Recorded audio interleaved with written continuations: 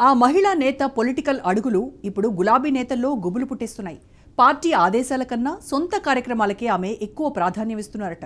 రోజుకో అంశంతో ఆమె సొంత ఎజెండాను అమలు చేస్తున్నారట.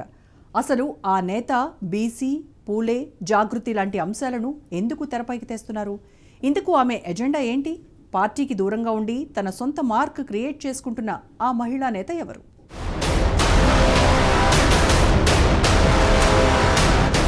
జైలుకు వెళ్లొచ్చిన తర్వాత బీఆర్ఎస్ అధినేత కేసీఆర్ తనయ ఎమ్మెల్సీ కల్వకుంట్ల కవిత రూటు మార్చారు. పార్టీ కార్యక్రమాల కంటే ఎక్కువగా తన సొంత కార్యక్రమాలు నిర్వహించుకుంటూ తన మార్క్ క్రియేట్ చేసుకుంటున్నారు. రోజుకో అంశంతో ప్రజల్లోకి వెళ్తున్నారు. జాగృతి ఆధ్వర్యంలో రోజుకో అంశంతో సమావేశాలు నిర్వహిస్తున్నారు.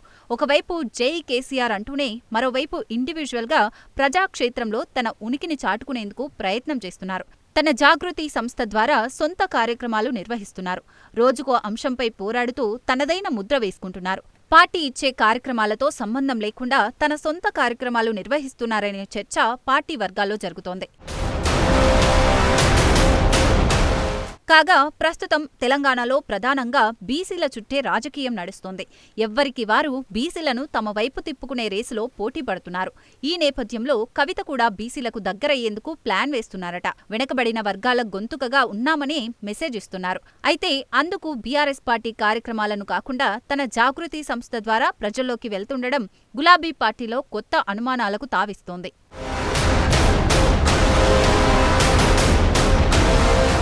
గతంలో మహిళా రిజర్వేషన్లపై పోరాటం చేసిన కవిత ఇప్పుడు బీసీలకు రిజర్వేషన్పై పోరాటాలు చేస్తోంది. అలాగే అసెంబ్లీలో పూలే విగ్రహం ఏర్పాటు చేయాలని ఒత్తిడి చేస్తున్నారు. స్పీకర్కు, మండలి చైర్మన్లకు సైతం వినతి పత్రాలు ఇచ్చింది. అయినప్పటికీ స్పందన రాకపోవడంతో ఇందిరా పార్కులో ధర్నా చేపట్టింది. అలాగే కామారెడ్డి డిక్లరేషన్ అమలు కోసం రౌండ్ టేబుల్ సమావేశం నిర్వహించారు. ప్రతి ప్రజా సమస్యలపై గలమెత్తుతున్నారు. ఎండిన పొలాలను పరిశీలించేందుకు రాష్ట్ర వ్యాప్త పర్యటనలకు సిద్ధమవుతున్నారు. త్వరలోనే మహిళా సమస్యలపై వినూత్న కార్యక్రమాలకు శ్రీకారం చుట్టనున్నారు.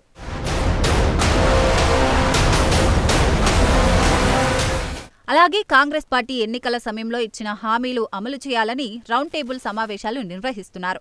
ముఖ్యంగా కాంగ్రెస్ పార్టీ బీసీలకు ఇచ్చిన కామారెడ్డి డిక్లరేషన్ ఇంప్లిమెంట్ చేయాలని ఆమె జిల్లాలో రౌండ్ టేబుల్ సమావేశాలు నిర్వహిస్తున్నారు. వెనుకబడిన వర్గాల్లో విద్య, ఉద్యోగాలు, రిజర్వేషన్లు ఇవ్వాలని డిమాండ్ చేస్తున్నారు. అయితే జిల్లాలో నిర్వహించిన రౌండ్ టేబుల్ సమావేశాలకు జాగృతి నాయకులు తప్ప బీఆర్ఎస్ పార్టీలో ఉండే బీసీ నాయకులు ఎక్కడా కనిపించడం లేదు. బీఆర్ఎస్ బీసీ లీడర్లు మాత్రం మాకు సమాచారం లేదని చెప్పడం గమనార్హం.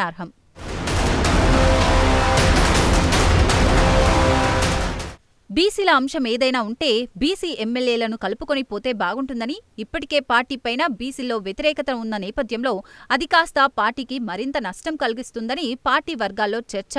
మరోవైపు రాజకీయ అనుభవం ఉన్నవారు సైతం కీలకంగా ఉన్నారు. మాజీ మంత్రులు పార్టీలోనూ ముఖ్య పాత్ర పోషిస్తున్నారు. అయినప్పటికీ కవిత మాత్రం బీసీ నేతలతోనూ సంప్రదింపులు చేయలేదు. బీసీ వాదంతో ముందుకు సాగుతున్నప్పటికీ బీసీ నేతలను కలుపుకుపోవడం లేదని పలువురు గుర్రుగా ఉన్నారట. తాము బీసీలమైనప్పటికీ ఏకపక్షంగానే ముందుకు వెళ్తుందని, దీంతో బీసీ వర్గాల్లో తమకు చెడ్డ పేరు వచ్చే అవకాశం ఉందని ఆవేదన వ్యక్తం చేస్తున్నారు.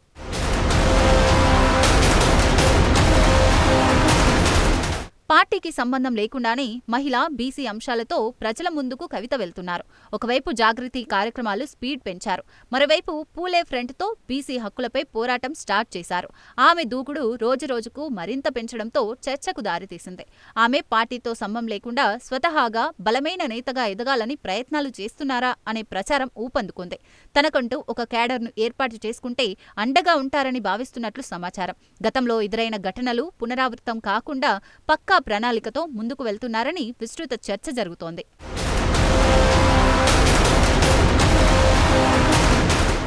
ప్రస్తుతం కవిత ఇలా సొంతంగా జాగృతి పేరుతో రాజకీయాలు చేయడంపై తెలంగాణ రాజకీయాల్లో విస్తృతమైన చర్చ జరుగుతోంది. ఇదంతా వ్యూహాత్మకమేనని కొన్ని వర్గాలు భావిస్తున్నాయి.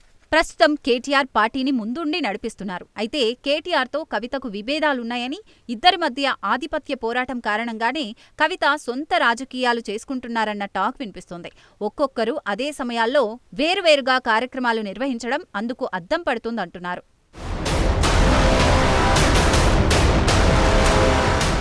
మరోవైపు ప్రభుత్వం తీసుకునే బిల్లులు, నిర్ణయాల గురించి కవితకు ముందే తెలుస్తుందా అనే అనుమానాలు కలుగుతున్నాయి. ప్రభుత్వ వర్గాల నుంచే కవితకు సమాచారం లీక్ అవుతుందా లేక లీక్ చేస్తున్నారా అనే చర్చ జరుగుతోంది. కవిత మండలిలో బీసీలకు 42% రిజర్వేషన్లు కల్పించాలన్న అంశం మాట్లాడినప్పుడే అసెంబ్లీలో ప్రభుత్వం ఆ అంశాన్ని తీసుకురావడం, బీసీలకు రిజర్వేషన్లు కల్పిస్తామని చెప్పడం ఏంటన్న అనుమానాలు వ్యక్తమవుతున్నాయి.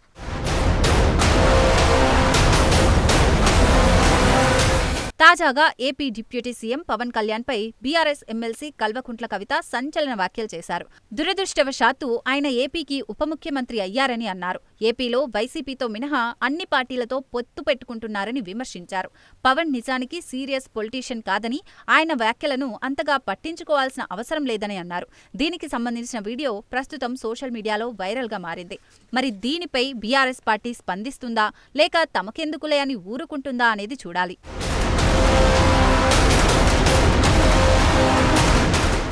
ఎమ్మెల్సీ కవిత బీసీలకు సంబంధించి ఏ కార్యక్రమం తీసుకున్నా ప్రస్తుత బీఆర్ఎస్లో ఉన్నటువంటి బీసీ ఎమ్మెల్యేలను, మాజీ బీసీ ఎమ్మెల్యేలను కలుపుకొని పోతే పార్టీకి మేలు జరిగే అవకాశం ఉంటుందని భావిస్తున్నారు.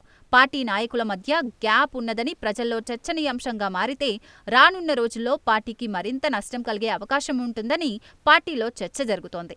అందుకని ఇకనైనా సరే ఎమ్మెల్సీ కవిత ఏ కార్యక్రమం తీసుకున్నా జాగృతి నాయకులతో పాటుగా, స్థానిక పార్టీ నేతలతో పాటుగా బీసీ ఎమ్మెల్యేలను సమన్వయం చేసుకుని ముందుకు వెళ్తే బావుంటుందని జోరుగా చర్చ జరుగుతోంది. ఇకనైనా కవిత సొంత ఎజెండాతో ముందుకు వెళ్తారో లేక పార్టీ లైన్లోకి వస్తారా అనేది వేచి చూడాలి.